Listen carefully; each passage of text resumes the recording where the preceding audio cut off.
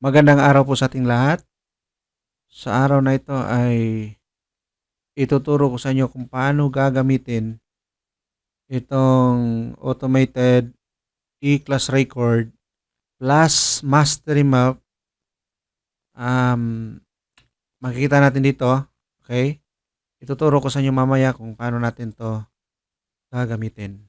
So ipapakita ko muna sa inyo, ito ay for elementary and GHS, Junior High School. Itong e-class record na ito ay base doon sa DepEd Order 031 Series of 2020.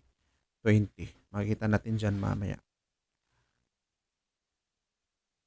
Okay? So, gagawin natin dito, maglalagay tayo ng, ipapakita ko muna sa inyo kung yung layout. Ito yung first grading. Makikita natin dyan. Ayan. From milk 1 to milk 13. And then sa performance task, milk 1 to milk 13. Meron na tong data, so tatanggalin natin to. Okay. Tatanggalin natin para malinis yung form natin. Okay. First grading, tatanggalin natin to. Ayan. Okay. Ito naman, tatanggalin natin, delete natin. Ito. Ito naman sa region, depende sa, okay. Pwede itong ma-delete. Ayan, pwede yan ma-delete. Pero, hindi na natin to i-delete. Ayan. Region, division, school name, address, school ID, school year, and then grade and section, teacher, then kung ano yung subject. Dito natin siya i-type. Okay? Lalagay tayo ng pangalan ng mga bata. Okay? So, ito, for male, aabot siya ng 50. At saka yung female, aabot siya ng 50. Pero gagawa tayo ng file na aabot ng 100 sa male at saka 100 naman sa female. Okay? Ito naman, written works at saka performance task. Dito natin siya kukunin. Ayan. Siguro sa mga guro alam na niyo kung paano to gagamitin. Halimbawa ito, Araling Panlipunan. Hanapin natin dito. AP 4060. 40 at saka 60. Okay. So, ito lang yung gagalawin natin. Hindi na natin to kailangan galawin dito. Ayan. Kasi kung ano yung nailagay natin dito, automatic, yan din yung lalabas dito. Try natin. 50 at saka 50. Total of 100. Tingnan natin. Ayun, 50%, 50%. So, hanggang sa second, third, and fourth grading. So, ito lang yung gagalawin natin. So, 40, babalik natin, 40, 60. Kung Araling Panlipunan, kung MAPIT, EPP, TLE, 30, 70. Okay, 30, 70. Then, yung transmutation table, nandito na. Okay. And please, yung paalala natin, please don't rename or delete any worksheet. Ito, huwag i-rename, huwag i-delete kasi masisira yung system natin. Or always download the original file in our website. Pwede natin to i-click. Ayan, no? Clickable yan. Pwede natin yan i-click to visit. So, and then use 8.5 inches by 13 inches bond paper kung mag-print na tayo, no? And then, huwag kalimutan, i-click to subscribe my YouTube channel. Okay, let's continue. Okay. So, meron tayo dito. And then, ito. Automatic na yan. Kung ano yung na-input natin dito, yan din yung lalabas dito. Okay, ito pati na to, ito lahat. Okay, naka-set up na yan lahat. Kung tapos kayong maglagay ng data dito, tapos na rin yan dito. Automated na. Okay, so milk 1, halimbawa ito, sa milk 1, maabot ng 10, 10. Ito naman, itong remarks, kung gusto mong may lalagay kang note para sa kay student learner number 1, so dito natin siya pwede ilagay. Ayan.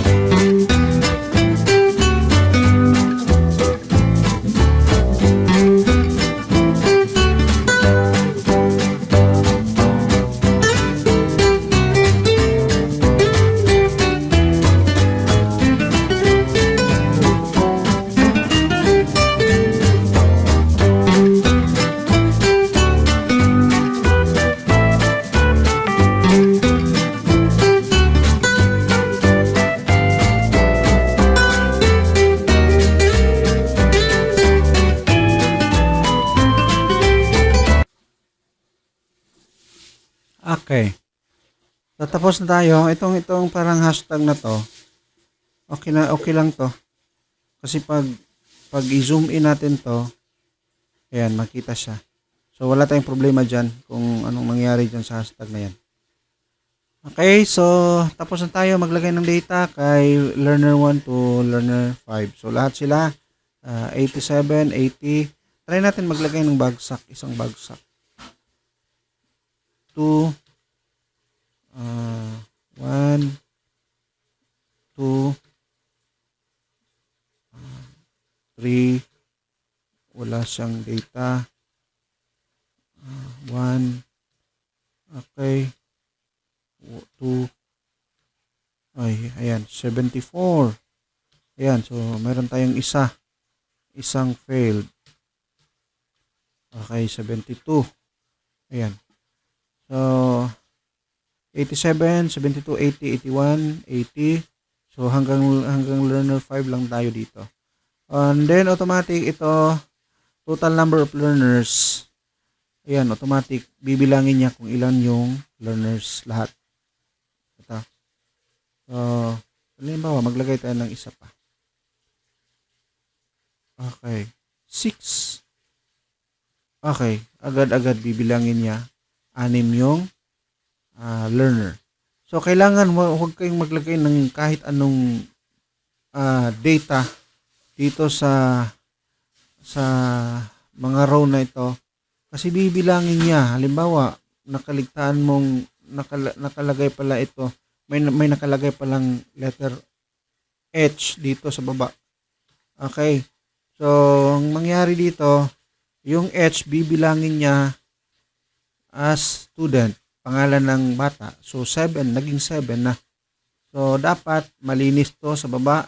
Wala siyang makitang kahit anong text. Kasi pag may makita siya, bibilangin niya. Okay? Akala kasi niya, pangalan na iyon ng bata. Okay, so, okay na tayo dito. 6. Okay? 6. Okay.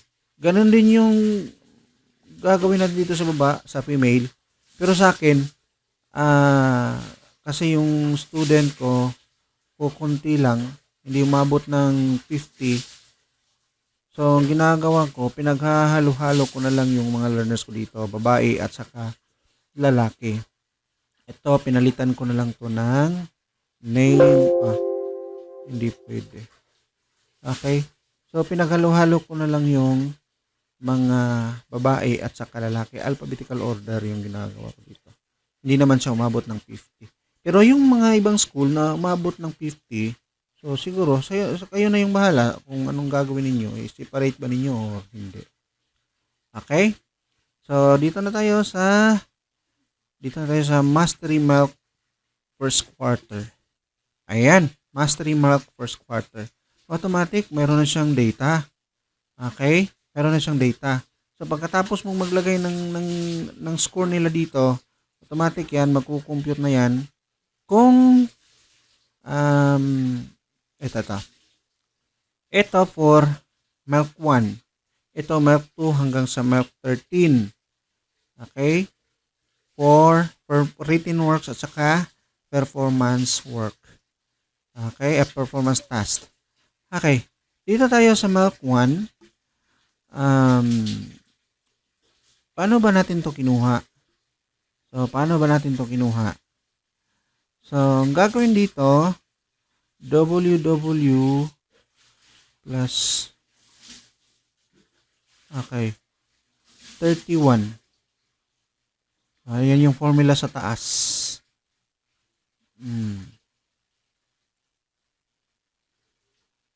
Sige, paano to kinuha? Anong nangyari dito? Ba't may data to? Tingnan natin sa pinakababa. Ayan, meron tayong data. So, dapat i-delete natin to. Ayan. Tatanggalin muna natin para malinis yung data natin. Ito naman. Tanggalin natin to. Ayan. Mastery Milk. Okay. So, yung overall SD, meron siyang overall MPS, meron siyang overall SD. Okay? Tingnan natin. So, meron tayong 5. Tanggalin natin itong learner number 6 kasi wala siyang data. Okay? First grading, Mastery Milk. Okay. So, 31 out of 40. Sige, paano natin to kinuha? For Milk 1. So, ang gagawin dito, 40. Tingnan natin.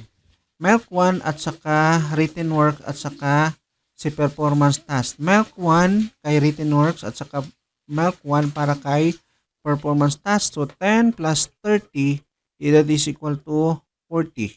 Kaya nandito yung 40 natin dito. So, MELC 2, si MELC 2 naman, 4 plus 7 from written works, MELC 2, at saka performance task, MELC 2, a total of 7 plus 4 is 11. Tingnan natin, si MELC 2 is 11. Ayan. So, yan din yung nangyari dito sa kay learner 1 at saka kay learner 2. Tingnan natin. Learner 1. Ayan, si learner 1, 6 plus, ano to? 25. That is equal to 31. Ayan, 31. Okay? So, learner 1 to learner 5, yan yung nangyari dyan. Okay? So, kay MELC 2 naman, same pa rin yung process. MELC 3, MELC 4, MELC 5, MELC 6. Bakit ito may data?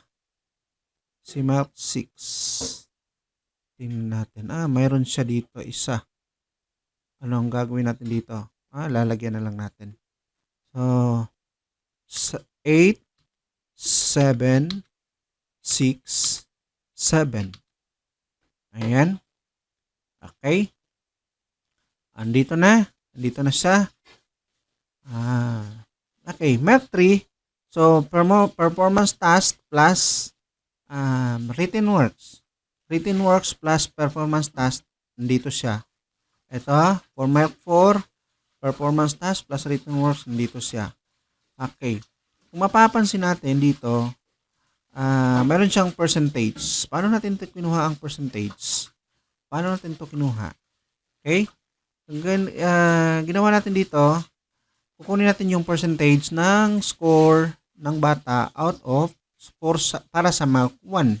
So, 31, ayan, 31, ito, 31 divided by 40 times 100, that is equal to 77.50.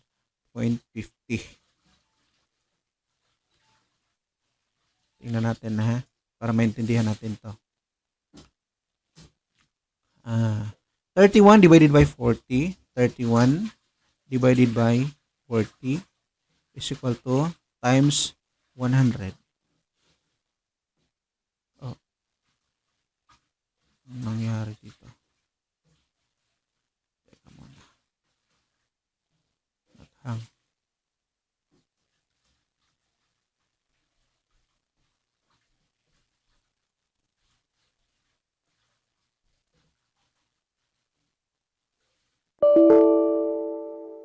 Okay.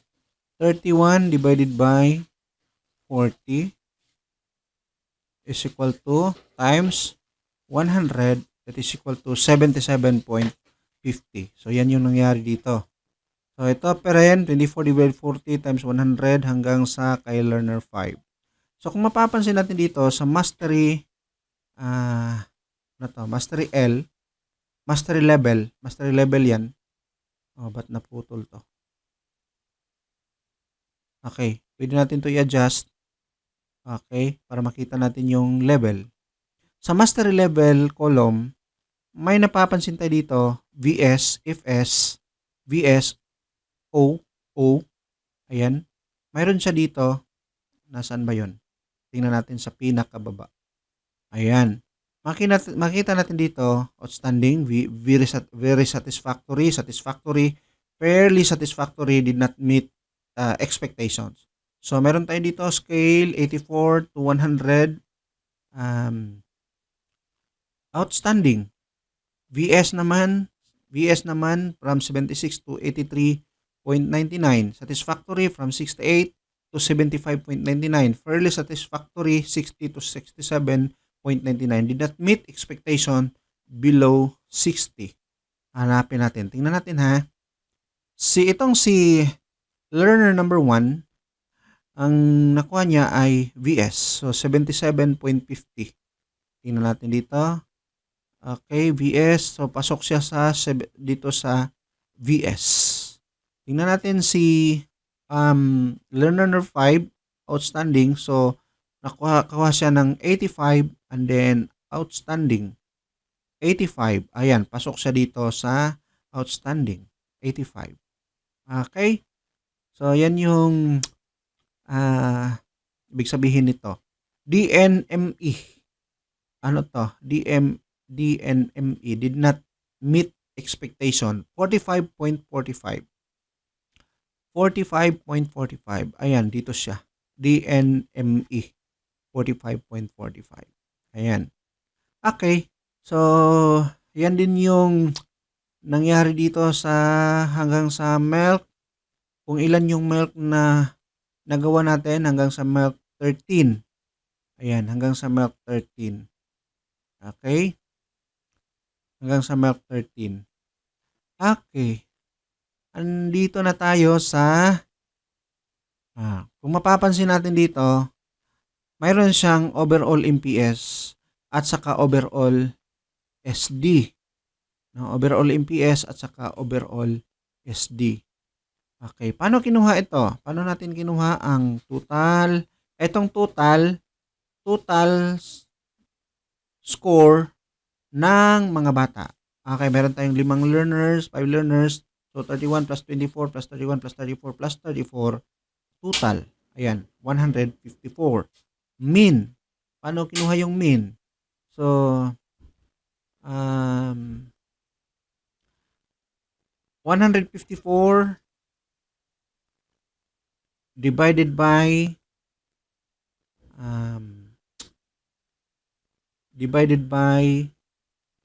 kung ilan yung mga bata.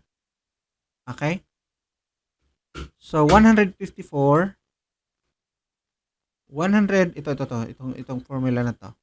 154 F116 divided by first grading A18. So 154 divided by AI8. Ayan, AI8. So ito, number of learners. Kung matatandaan natin dito, automated na to. So kung ilan yung mga bata na nandito, bibilangin niya. Kung ilan yung names na nakasulat dito. Kaya gaya ng sinabi ko kanina, huwag kayo basta-basta maglagay ng data ng kahit anong text dyan kasi i-compute niya yan. No, bibilangin niya yan as pangalan ng bata nandito. At saka gagamitin niya ni Mastery Milk. So 154 pagkuha ng mean 154 divided by kung ilan yung mga bata. Saan niya kukunin? Dito sa ito. Okay. Next, MPS. Paano kinuha si MPS? So F117. Nasaan na yung F117? Ayan, si mean. No? F117, ito. Siya yung F117 divided by F11. Okay? F11. Saan ba yung F11? F11. Ito. Ano siya? Ito siya. So, MPS mean divided by ito. Matatandaan natin ito yung total ng performance task at saka written works. Okay? So, ito na, MPS. Then, SD. Si SD, ginamitan natin siya ng formula. Okay? Ito yung formula natin dito. STDEV, then F13 to F113. So, F13, so ito lahat ng score ng mga bata. Kasi F13.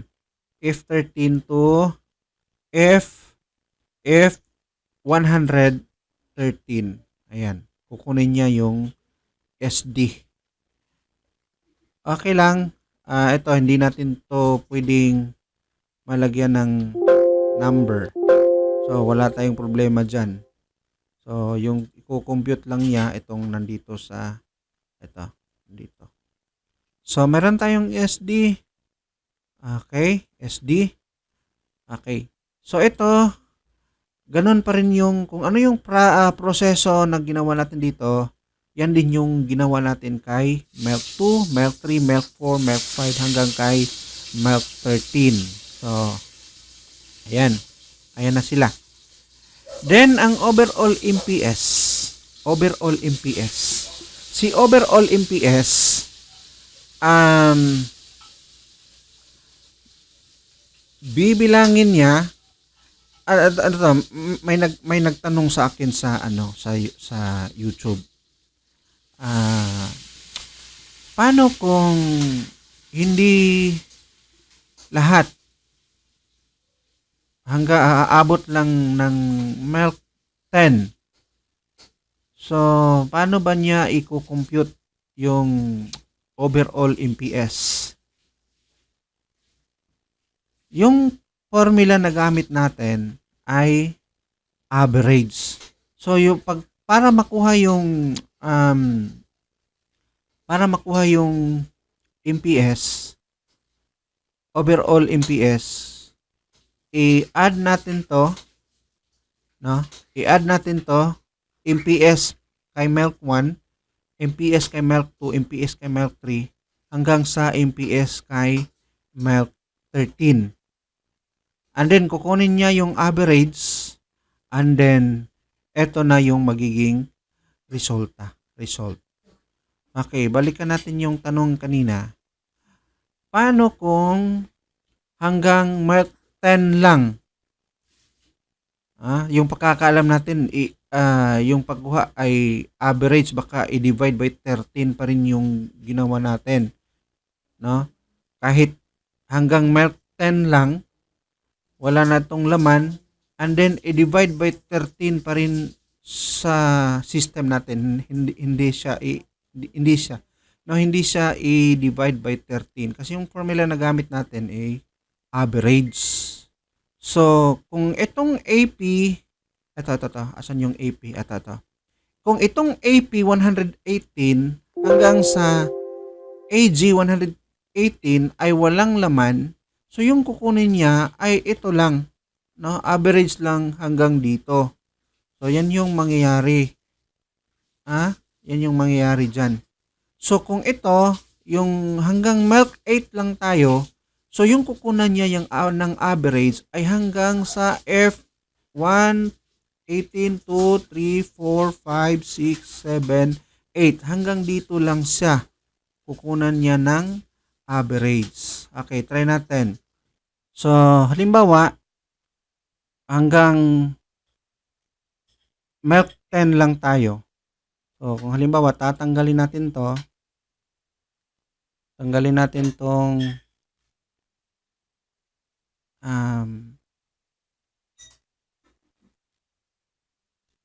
eto. Tanggalin natin to.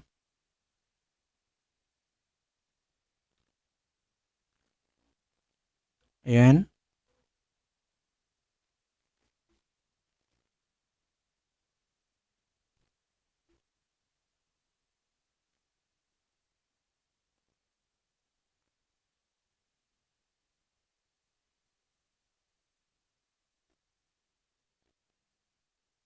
Okay. Hanggang sa milk 10 lang. So, eto automatic, nawawala yung data dito. So, nawala na si milk 11, milk 12, milk 13. So, ang ginawa niya dito, ang kinunan niya ng average sa MPS, ito lang. So, ano yan? 77, 60, 60, 63.6, 61.5, 58.4, 55.7, 80, 64, 40, 63.3, and 84.2. So, kinukuha niya yung average.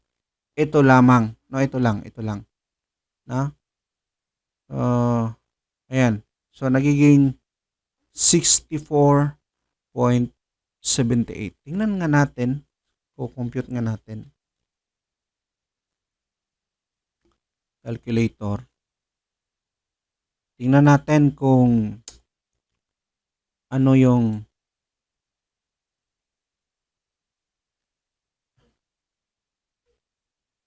MPS.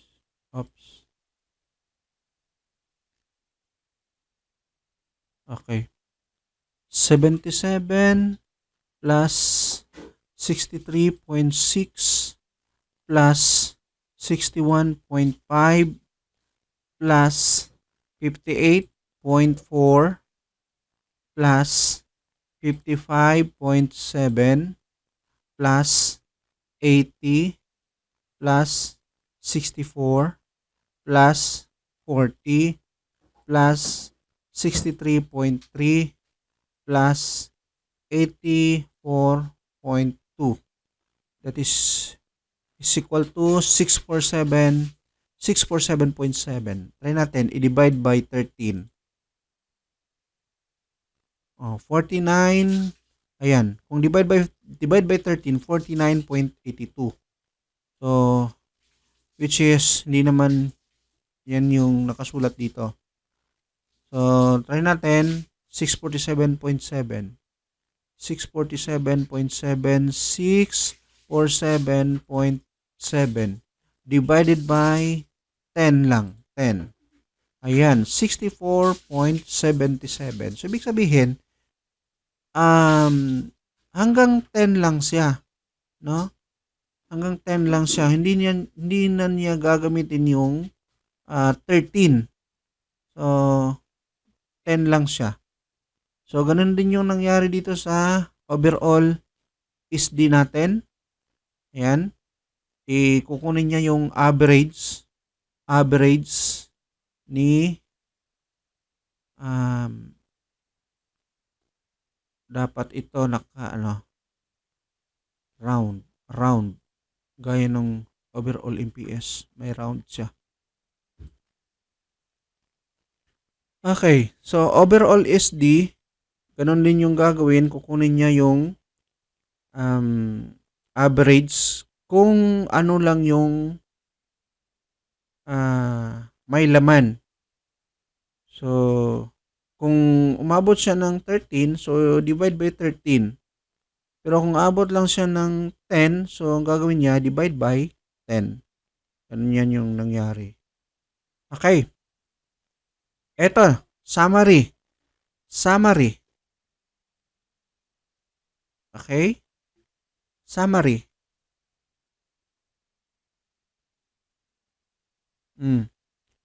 Sa MELC 1, kukunin niya kung ilan yung nakuha ng outstanding. Hahanapin ng system kung ilan yung nakuha ng outstanding. So, sa MELC 1, mayroong 2. Tingnan natin. Yan, 2. Sa VS, may nakuha ng 2. Tingnan natin, VS, 2. Ayan. Ito naman, sa satisfactory, walang nakuha. 0. Tingnan natin kung mayroon bang nakuha ng satisfactory. Wala. Mayroon siyang FS, isa. Mayroon siyang FS, isa. So, mayroon siyang nakuha ng fairly satisfactory, isa. Wala. Ito, total numbers with output. Total number of learners with output. Okay. Ayan. 5.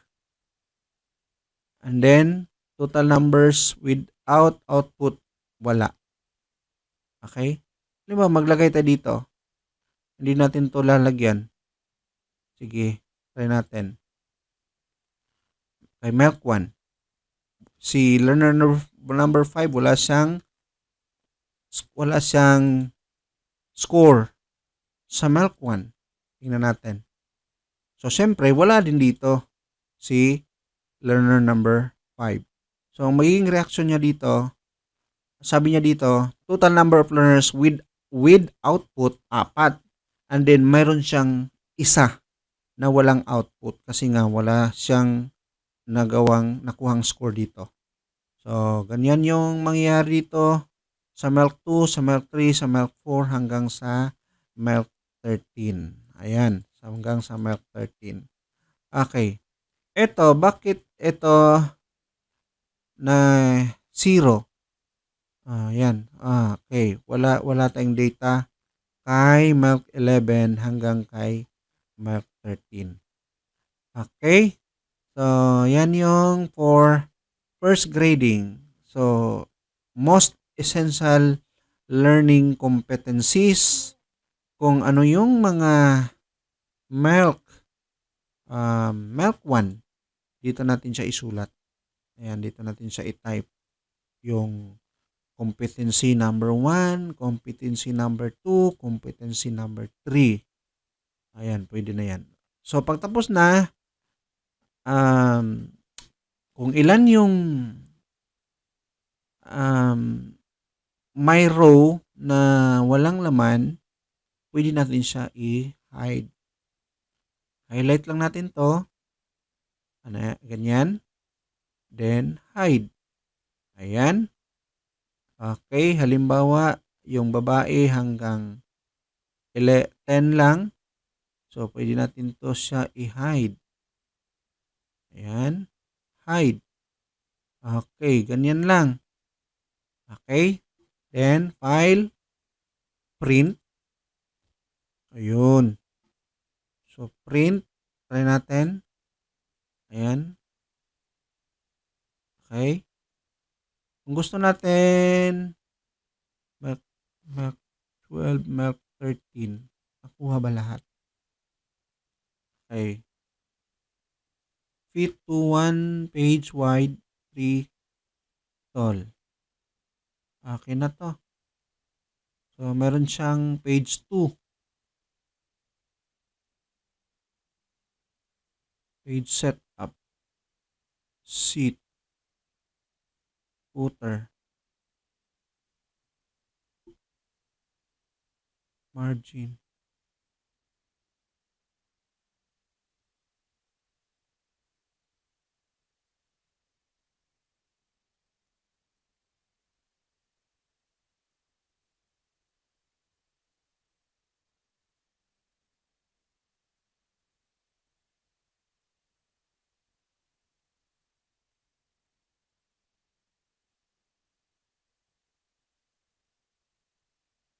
Okay.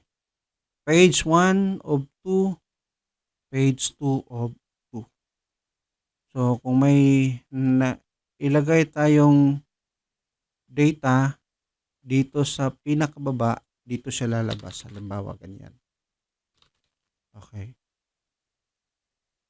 Control P. Tingnan natin. Control print. Okay. Dito siya lalabas. Okay. Ganyan na. So, ito na yung sa-submit natin. Mayroon na siyang min, MPS, SD, overall MPS, at saka overall SD. Saka mayroon na rin siyang